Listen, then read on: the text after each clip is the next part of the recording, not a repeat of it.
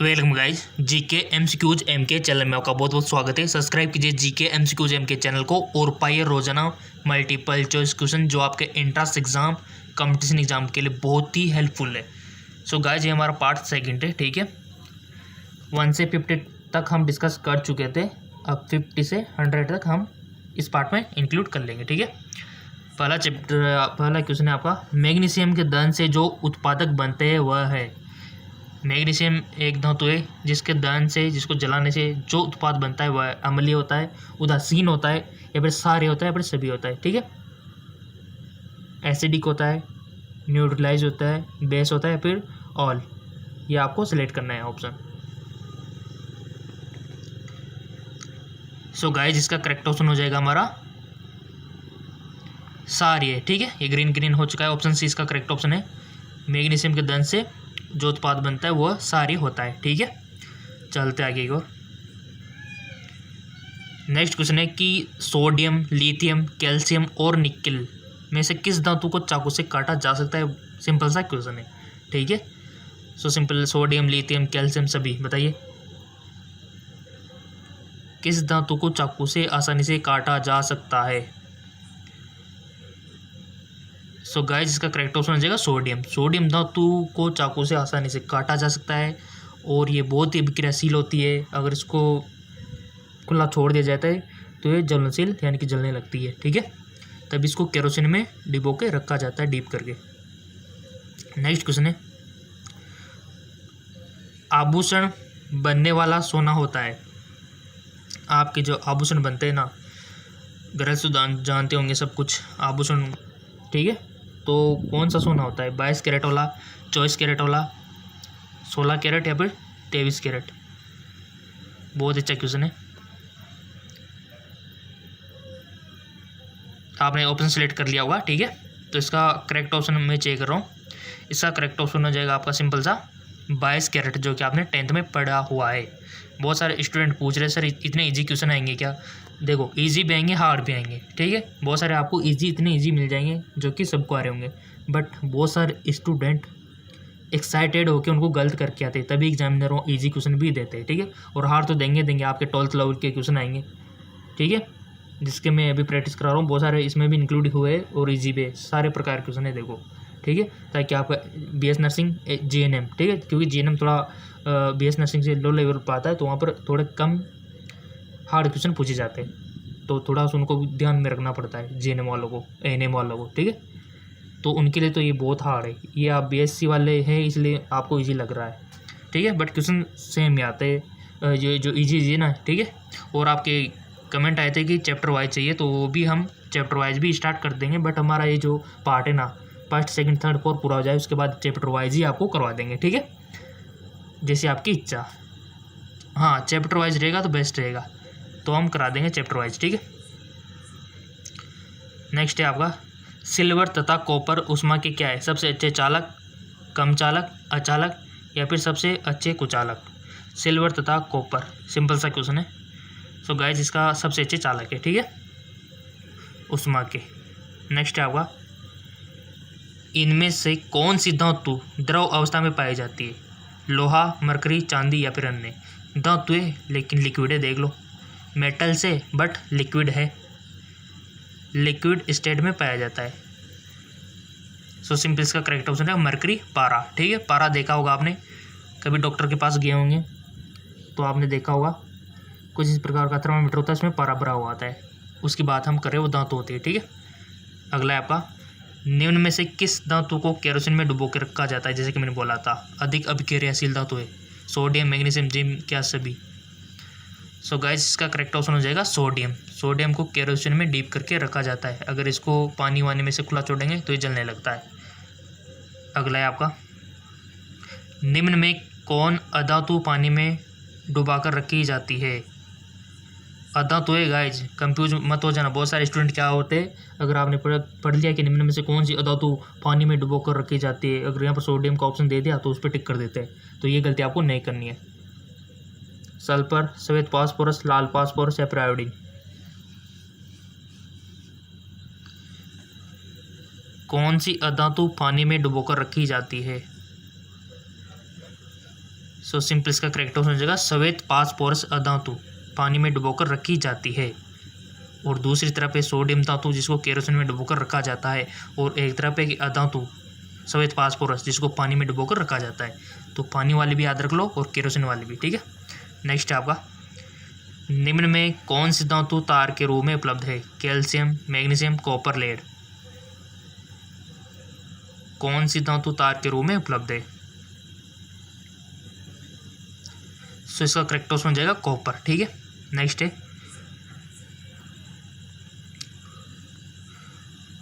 भूप्रपट्टी में स्वतंत्र अवस्था में पाए जाने वाली धातुएं निम्नलिखित में से कौन से है? स्वतंत्र अवस्था में Ag, Mg, Al या फिर जिंक।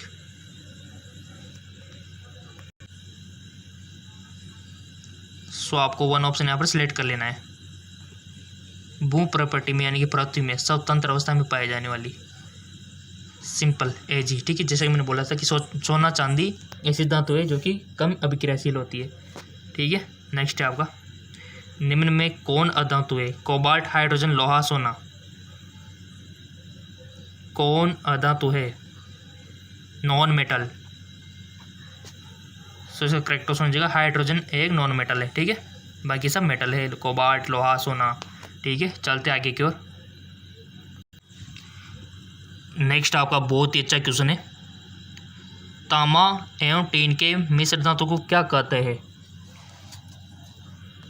पित्तल, ड्यूरालियम, कांसा, सोल्डर। सो सिंपल इसका करेक्ट ऑप्शन हो जाएगा, आपने चूज कर लिया होगा। चूज किया करो गाइस, आपकी प्रैक्टिस अच्छी होगी। गलती सही बट चूज किया करो ताकि आपको पता तो लगे कि हम कितनी गहराई में, हमको कितनी नॉलेज है, ठीक है। वो तो आपका जो अंदर का वो है कीड़ा, वो तो बाहर निकल के आए कि हम एक्चुअल में है क्या। तो आप वन ऑप्शन सेलेक्ट कर लिया करो कोई सा भी, ठीक है। तो हम चेक कर लेते। सो इसका राइट ऑप्शन हो जाएगा कांसा, ठीक है। नेक्स्ट है आपका, कौन सा अधातु कमरे के ताप पर सब द्रव होता है? कौन सा अधातु कमरे के टेम्परेचर में द्रव होता है? पारा, एल्यूमिनियम, ब्रोमीन, तांबा। सो सिंपल आपने देखा होगा ब्रोमीन। कौन सा अधातु? अब बहुत सारे स्टूडेंट तो ऐसे थे जिन्होंने पारा सेलेक्ट कर लिया होगा, मेरे को पता है, ठीक है। क्योंकि यहाँ पर वो एक्साइटेड हो गए थे हाँ कि पारा आएगा, बट क्वेश्चन उल्टा भी हो सकता है। यहाँ पर अधातु पर फोकस कीजिए। यहाँ पर धातु होता ना कि कौन सा धातु कमरे के टेम्परेचर पर द्रव होता है, तब आपका पारा सही था। बट यहाँ पर अधातु पूछा गया है तो आपका ब्रोमीन सही जाएगा। नॉन मेटल के बारे में पूछा है, नॉन मेटल जो कि कमरे के टेम्परेचर पर लिक्विड है, ठीक है, तो वो है ब्रोमीन। अधातु के बारे में पूछा है और बहुत सारे स्टूडेंट ऐसा ही करते हैं, तो आपको थोड़ा सा ध्यान रखना है। यहाँ पर अधातु के बारे में पूछा है, अधातु के बारे में पूछे तो ब्रोमीन, अगर धातु के बारे में पूछे तो पारा, ठीक है, क्लियर। तो इस प्रकार से थोड़ा सा ध्यान रखना है, एक्साइटेड नहीं होना है वहाँ पर इंट्रेंस एग्जाम में। जिनका ऑनलाइन इंट्रेंस एग्जाम है गाइज, मैं आपको बता दूँ, ऑनलाइन इंट्रेंस एग्जाम बहुत सारा रुका है आप में से, ठीक है। ऑनलाइन होने लग गया आजकल तो वहाँ पर क्या होता है, आपको जितना जैसे कि 2 घंटे दे गया तो 2 घंटे से उल्टा टाइम शुरू होता है वहाँ पे। हर एक पल आपका कम होता जाता है वहाँ पे, तो बहुत सारे दूसरे से डर जाते हैं वहाँ पर। जैसे कि आपको 1 घंटा 59 मिनट रह गए, 1 घंटा 58 मिनट रह गए, ऐसे उल्टा चलता रहता है। तो बहुत सारे इनको देखते रहते हैं कि कितना टाइम बचा है। तो आपको इस डरना नहीं है, बिल्कुल एकदम कॉन्फिडेंस के साथ में आपको एग्ज़ाम देना है, ठीक है। अगर एक्साइटेड होगे तो आपको जो आ रहे हैं ना उसको भूल जाएंगे, तो आपको बिल्कुल भी एक्साइटेड नहीं होना है। नेक्स्ट है आपका, सीसा और टीन की मिश्र धातु को कहते हैं?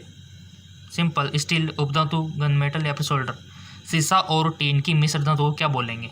जब सीसा और टीन को मिलाकर कोई धातु बनाई जाती है मिश्र धातु, तो उसको क्या बोलते हैं? सिलेक्ट कर लो, कर लिया होगा आपने। सो इसका करेक्ट ऑप्शन हो जाएगा सोल्डर, ठीक है। सीसा और टीन की मिश्र धातु को सोल्डर बोलते हैं, पता नहीं है तो याद कर लो। नेक्स्ट है आपका, कार्बन का कौन सा अपरूप अधिक कठोर होता है? ग्रेफाइट, हीरा, कोयला, काजल। ठीक है, तो यहाँ पर काजल वो नहीं है, काजल तुम सिर्फ मेरी हो। यहाँ पर काजल का मतलब वो काजल जो कि आंखों में लगाया जाता है, ठीक है। सो सिंपल, यहाँ पर ग्रेफाइट और डायमंड और कोयला और काजल के बारे में पूछा गया है, सुरमा, ठीक है। आई होप आपने चूज़ कर लिया होगा। इसका राइट ऑप्शन हो जाएगा डायमंड हीरा। ठीक है, ये कार्बन का ऐसा अपरूप है जो कि कठोर है, कांच को काटने में भी यूज होता है और डायमंड की वैल्यू बहुत अधिक है मार्केट में। ठीक है, हीरा डायमंड। ठीक है, चलते आगे और नेक्स्ट क्वेश्चन है, कॉपर को वायु में जलाने पर कौन सा यौगिक बनता है? कॉपर हाइड्रोक्साइड, कॉपर हाइड्रेट या फिर कॉपर ऑक्साइड? कुछ नहीं, कॉपर को वायु में जलाने पर।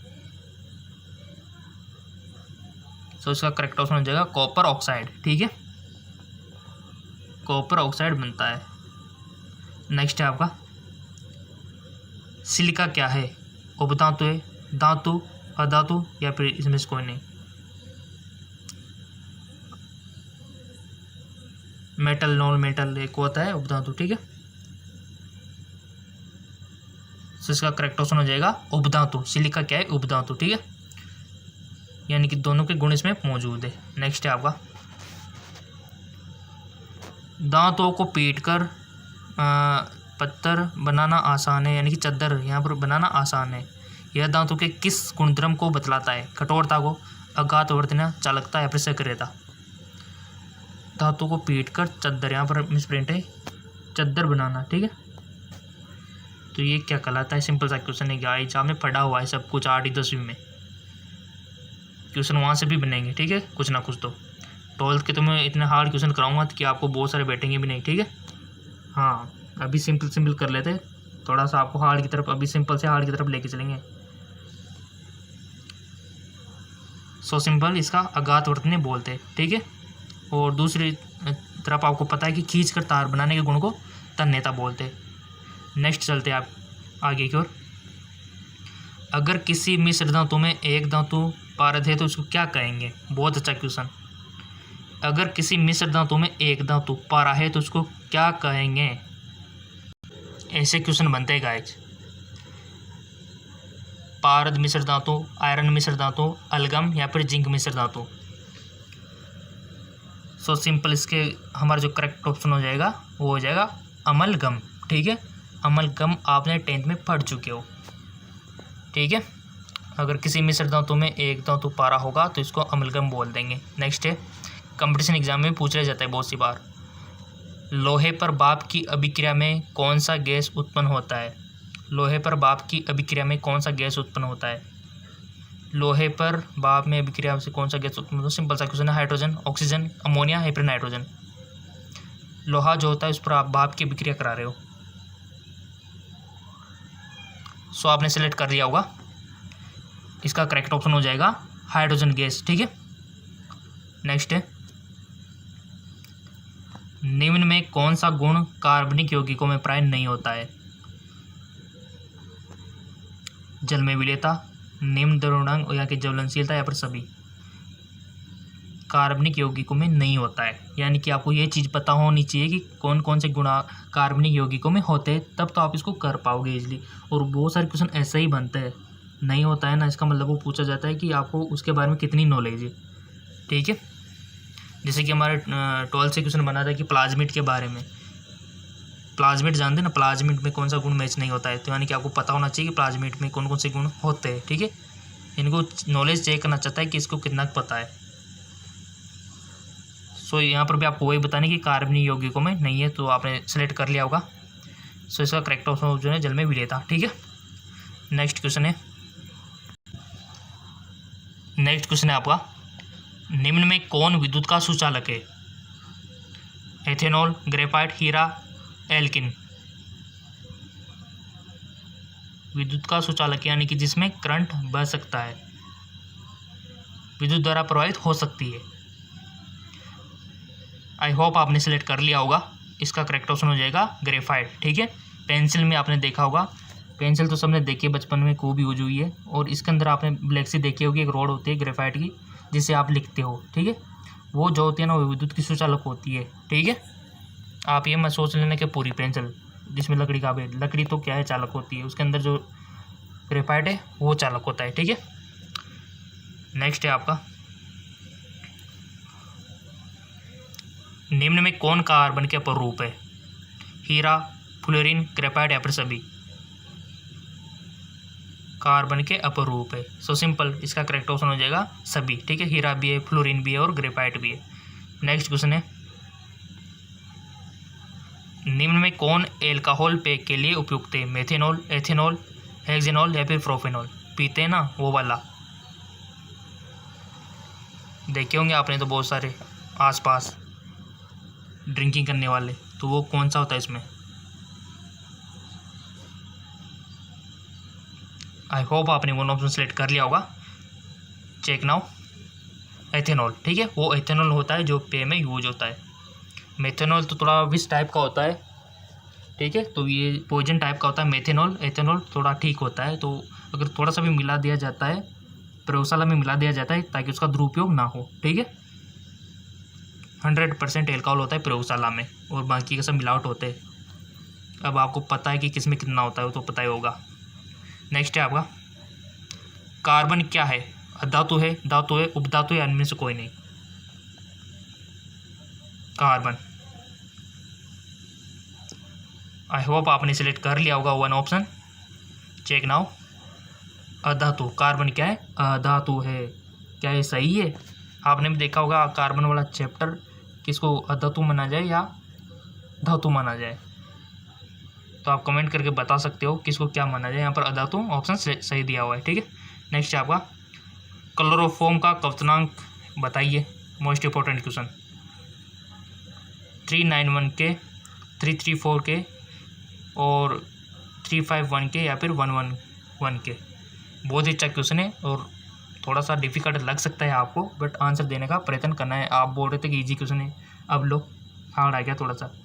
क्वथनांक पूछ लिया। और गाइस बिल्कुल भी फिक्र नहीं करनी है, जिस टॉपिक पर भी आपको चाहिए बोल देना, कमेंट कर देना, उसी टॉपिक पर मैं वीडियो बना दूंगा, डोंट वरी। ठीक है, जिस टॉपिक पर आपको दिक्कत हो ना कि थोड़ा सा ये डिफिकल्ट, जैसे कि मैंने विटामिन वाला बना दिया आपके लिए, तो वेरी सिंपल हो गया। हार्मोन के ऊपर बना दिया। ठीक है, इसी प्रकार कोई भी टॉपिक अगर आपको चाहिए तो कमेंट कर देना। बेसिकली कोई दिक्कत, कोई घबराने वाली बात नहीं है। ठीक है, आपका अपना चैनल है जीके MCQ MK, आपका अपना चैनल है, कमेंट करो, मस्त रहो। ठीक है, सबके कमेंट में चेक करता हूँ कि क्या डिमांड आ रही है, स्टूडेंट क्या बोल रहे हैं। ठीक है, सो गाइज आप कमेंट करके बता सकते हो। ठीक है, जिस भी टॉपिक पर आपको चाहिए, आपकी थोड़ी सी कमजोरी हो किसी टॉपिक को लेकर, किसी भी सब्जेक्ट का हो, जीव विज्ञान का हो, रसायन विज्ञान का हो, भौतिक विज्ञान का हो, जनरल नॉलेज का हो, ठीक है, किसी भी टॉपिक पर आप बता सकते हो, कोई दिक्कत नहीं है। ठीक है, सो आई होप आपने चूज कर लिया होगा।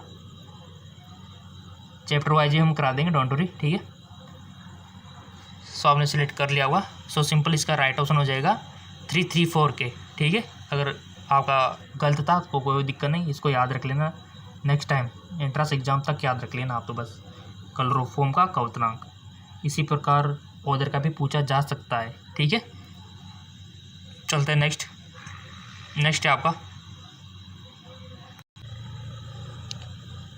है आपका साबुन द्वारा सफाई का काम अच्छी तरह होता है कठोर जल में, मृदु जल में, दोनों प्रकार के जल में, सभी के तन सकते हैं। बहुत अच्छा क्वेश्चन है।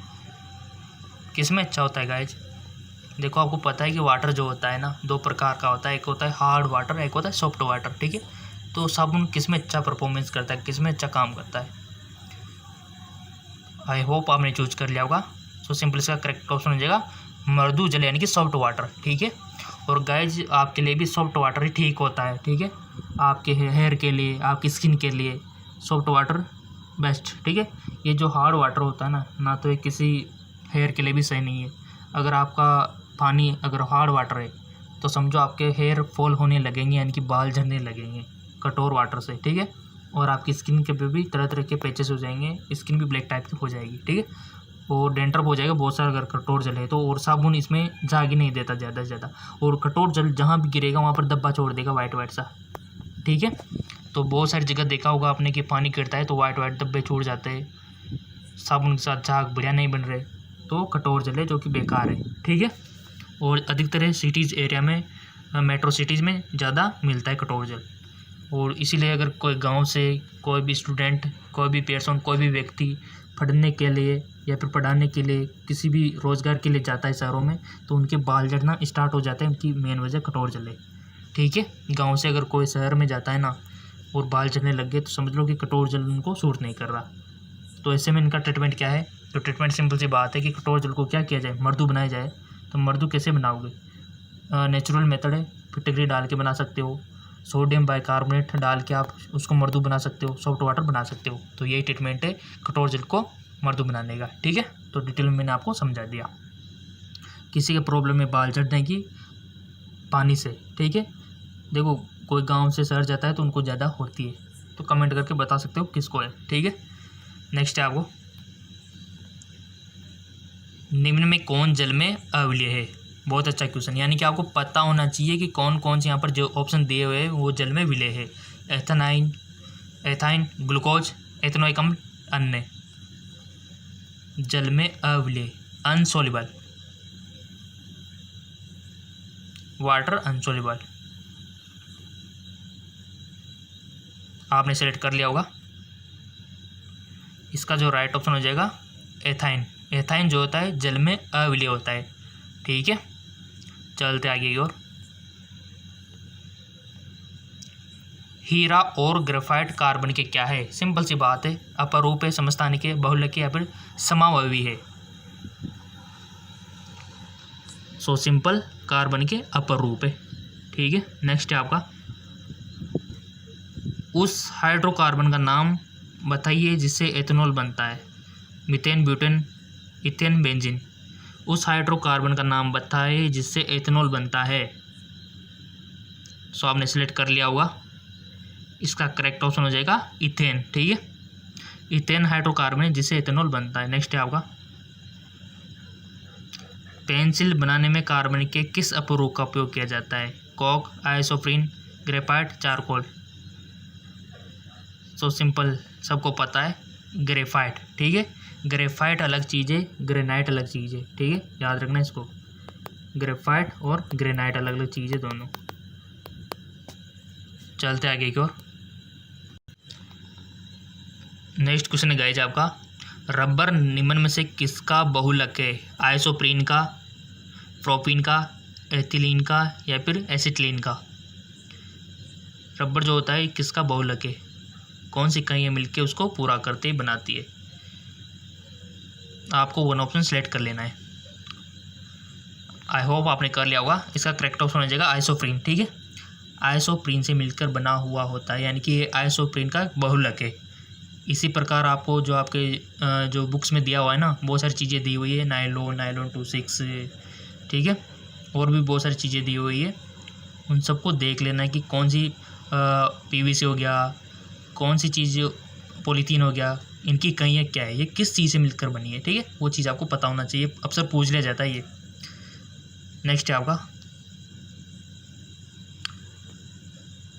निम्नलिखित में से कौन उष्मा और विद्युत का सुचालक है? उष्मा का भी और विद्युत का भी। हीरा, चारकोल, ग्रेफाइट, मीथेन। दोनों का होना चाहिए, हीट का एंड इलेक्ट्रिसिटी का। सो आपने चूज कर लिया होगा। इसका करेक्ट ऑप्शन हो जाएगा ग्रेफाइट, जो कि हीट और इलेक्ट्रिसिटी दोनों का सुचालक है। चलते आगे को। नेक्स्ट क्वेश्चन है, तेल लगा कागज होता है, यानी कि जो कागज़ जो होता है, पेज जो होता है, उस पर ऑयल लगा हुआ है, वो किस प्रकार व्यवहार करेगा? पारदर्शक, अपारदर्शक, पारदर्शक या फिर इनमें से कोई नहीं। सो सिंपल, वो किसकी तरह व्यवहार करेगा? अपारदर्शक की भांति। नेक्स्ट है आपका, एक ही प्रकार के परमाणु से मिलकर बना पदार्थ क्या कहलाता है? एक ही प्रकार के एटम से। यौगिक, मिश्रण, द्रव या फिर तत्व। सो इसका करेक्ट ऑप्शन हो जाएगा तत्व कहलाता है, अगर वो एक ही प्रकार के परमाणु से मिलकर बना है तो। सिंपल सी बात है, आपको डेफिनेशन पता होनी चाहिए तत्व के बारे में, द्रव के बारे में, मिश्रण के बारे में, यौगिक के बारे में, परमाणु के बारे में। ठीक है, परमाणु के बारे में सबको पता होगा। परमाणु होता क्या एक्चुअली, एटम क्या होता है, एटम के बारे में तो पता है ना। सिंपल सी बात है, किसी भी पदार्थ का छोटा से छोटा कण जिसको अन्य और छोटे भागों में विभाजित नहीं किया जा सकता। जैसे कि एप्पल हो गया, तो एप्पल को आप कहाँ तक काट सकते हो, काट के कितना बारीक कर सकते हो टुकड़े। एक स्टेज ऐसी आएगी जहाँ पर इसको काटना इम्पॉसिबल हो जाएगा, तो वही हमारा परमाणु हो जाएगा। ठीक है, चलते आगे को। नेक्स्ट क्वेश्चन है आपका, थोड़ा सा एडजस्ट कर लेते हैं इसको, बड़ा ज़्यादा है। दो या दो से अधिक तत्वों के मात्रा के विचार में एक निश्चित अनुपात में सहयोग करने पर बना पदार्थ क्या कहलाता है? दो या दो से अधिक तत्वों के मात्रा के विचार में एक निश्चित अनुपात में सहयोग करने वाला पदार्थ क्या कहलाता है? यौगिक, मिश्रण, द्रव, तत्व। सो सिंपल इसका करेक्ट ऑप्शन हो जाएगा यौगिक। दो या दो से अधिक तत्वों के मात्रा के विचार में, ठीक है। नेक्स्ट है आपका, दो या दो से अधिक शुद्ध पदार्थों को किसी भी अनुपात में मिलाने से क्या बनता है? ये डेफिनेशन भी साथ में आगे समझो। द्रव, ठोस, मिश्रण, गैस। दो या दो से अधिक शुद्ध पदार्थों को किसी भी अनुपात, ठीक है, किसी भी अनुपात में मिलाने पर। सो गाइस इसका करेक्ट ऑप्शन हो जाएगा मिश्रण। किसी भी अनुपात में आएगा तो उसको मिश्रण ही बोलेंगे, ठीक है। नेक्स्ट है, ऐसे तत्व जिसमें धातु और अधातु दोनों के गुण पाए जाते हैं क्या कहलाता है? सिंपल सी बात है, उसको अगर मेटल्स नॉन मेटल्स दोनों के गुण होंगे तो उसको क्या बोलेंगे? सिंपल उपधातु उसको बोलते हैं, ठीक है। नेक्स्ट है आपका, निम्नलिखित में से कौन धातु होते हुए भी विद्युत का कुचालक है? बहुत अच्छा क्वेश्चन, मोस्ट इंपॉर्टेंट गाइस। धातु होते हुए विद्युत का कुचालक है, देखिए क्या बात है। Lead, tin, copper, nickel. लिख लेना इसको अगर पता नहीं है तो, नोटबुक में नोट कर लेना। धातु होते हुए भी विद्युत का कुचालक है, ये बहुत अच्छी बात लगी मेरे को। आई होप आपने भी सिलेक्ट कर लिया वन ऑप्शन, तो चेक कर लेते। तो इसका राइट ऑप्शन हो जाएगा लेड, ठीक है। तो लेड जो होता है ना, वो धातु होते हुए भी विद्युत का कुचालक है, देख लो, ठीक है। चलते आगे को, याद रह जाएगा लेड कि विद्युत का कुचालक होता है धातु होते हुए भी। नेक्स्ट है आपका, निम्नलिखित में से किस अधातु में धातु की चमक पाई जाती है? किस अधातु में धातु की तरह की चमक पाई जाती है? आयोडीन, ग्रेफाइट, या फिर दोनों, या फिर इनमें से कोई नहीं? सो सिंपल इसका करेक्ट ऑप्शन आपने सिलेक्ट कर लिया होगा, चेक नाउ। आयोडीन, ग्रेफाइट दोनों, ठीक है। और चमकता है, सही बात है। पेंसिल की लिखावट भी चमकती है, आपने देखा होगा। अधातु है फिर भी इनमें धातु की तरह चमक पाई जा रही है, तो ऐसे क्वेश्चन अक्सर बन जाते हैं गाइज। तो ऐसी प्रैक्टिस आपकी अच्छी होगी ना, तो आप वैसे जैसे क्वेश्चन पढ़ के टिक करके आ जाओगे, नो टाइम वेस्ट। क्योंकि आपकी प्रैक्टिस अच्छी है तो आपको बस टिक करना है, वहाँ टिक करना है और क्या करना है, बाद में सिलेक्शन पा लेना है, ठीक है। नेक्स्ट है आपका, निम्नलिखित में कौन एक यौगिक है? अमोनिया, ओजोन, वायु, पारा।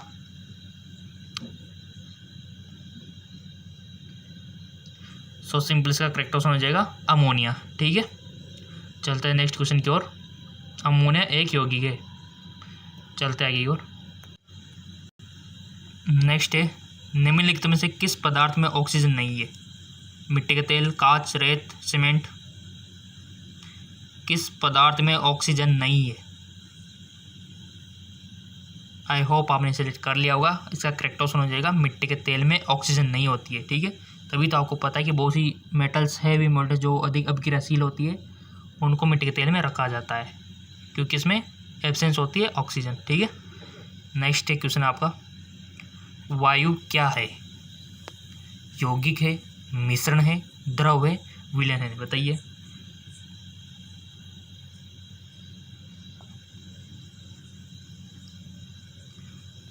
सो सिंपल इसका करेक्ट ऑप्शन हो जाएगा मिश्रण, ठीक है। वायु क्या है? मिश्रण है एक प्रकार से। नेक्स्ट है आपका, स्टेनलेस स्टील क्या है? यौगिक, तत्व, ठोस, मिश्रण। आई होप आपने चूज कर लिया होगा। इसका करेक्ट ऑप्शन हो जाएगा मिश्रण, ठीक है। नेक्स्ट है, निम्नलिखित में से कौन न तो तत्व है और न ही यौगिक? वाह क्या क्वेश्चन है। न तो कोई तत्व है और न ही यौगिक। पारा, जल, वायु, सोडियम क्लोराइड। आई होप आपने सेलेक्ट कर लिया होगा, check now. Right option, option C वायु, ठीक है। वायु न तो तत्व है और न ही यौगिक। चलते आगे को, तो फिर क्या है? मिश्रण, ठीक है। पदार्थ का चतुर्थ अवस्था क्या है? बहुत अच्छा क्वेश्चन। ये जो क्वेश्चन है आपने देखा होगा कि पदार्थ की आपने 3 अवस्थाएं पढ़ी होगी, ठोस, द्रव, गैस, बट चौथी अवस्था कौन सी है? क्या वो प्लाज्मा है, तरल है, गैस है, ठोस है? सो सिंपल इसका करेक्ट ऑप्शन हो जाएगा, आपने चूज कर ही लिया होगा, प्लाज्मा, चौथी अवस्था पदार्थ की, ठीक है। नेक्स्ट क्वेश्चन है, निम्नलिखित में से कौन एक यौगिक है? पीतल, स्टील, रेत, हीरा।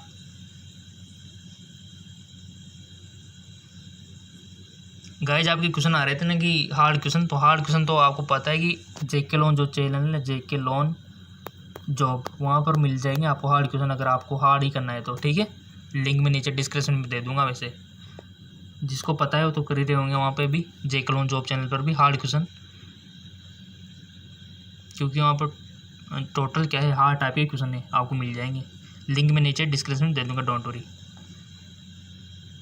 निम्नलिखित में से कौन एक यौगिक है? बट इजी और हार्ड दोनों लेके चलना है अपन को। निम्नलिखित में से कौन एक यौगिक है? तो आपने सिलेक्ट कर लिया होगा, रेत इसका सही ऑप्शन हो जाएगा। अगला है विरंजक चूर्ण क्या है? बताइए, बताओ अब। क्या तत्व है, क्या यौगिक है, क्या मिश्रण है, या फिर विलेन है? विरंजक चूर्ण। सो सिंपल इसका करेक्ट ऑप्शन हो जाएगा यौगिक। ठीक है, कंपाउंड यौगिक इसका राइट ऑप्शन हो जाएगा। नेक्स्ट है आपका बारूद होता है यौगिक, मिश्रण, द्रव या इनमें से कोई नहीं? बारूद आपने सेलेक्ट कर लिया होगा, चेक कर लेते हैं। मिश्रण इसका राइट ऑप्शन हो जाएगा बारूद का। ठीक है, बारूद होता है क्या? मिश्रण। नेक्स्ट क्वेश्चन है, अच्छा सा क्वेश्चन है।